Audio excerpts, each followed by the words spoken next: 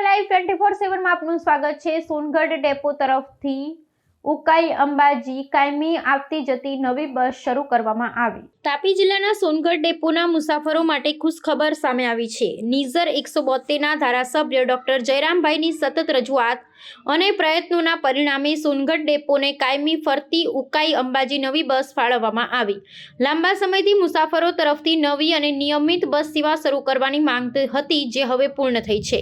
આ નવી કાયમી ફરતી બસ શરૂ થતાં સોનગઢ વિસ્તારના વિદ્યાર્થીઓ, નોકરિયાતો, વેપારીઓ તેમજ ગ્રામ્ય વિસ્તારના લોકો માટે મુસાફરી વધુ સરળ અને સુવિધાજનક બનશે।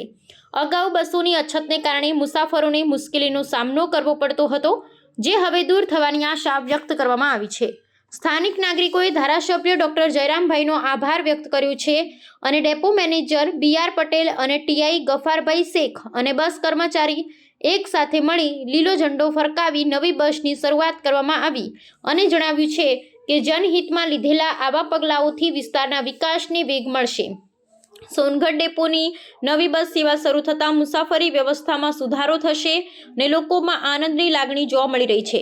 સોનગઢ નગર સંગઠન પ્રમુખ અમિતભાઈ અગ્રવાલ, નગરપાલિકા કારોબારી અધ્યક્ષ હેતલભાઈ મહેતા, સંગઠન મહામંત્રીઓ વિમલભાઈ દેસાઈ, ડોક્ટર રૂપસી રાજપૂત, નગરપાલિકાના ઉપપ્રમુખ પ્રકાશભાઈ ગામિત તેમજ નગરસેવક હેતલબેન દવે, ભીમરાવભાઈ પાટીલ અને હિમાંશુભાઈ દવે સાથે વિજયભાઈ વસાવા, શેખરભાઈ પાટીલ પણ સાથે મળી હાજર રહ્યા હતા।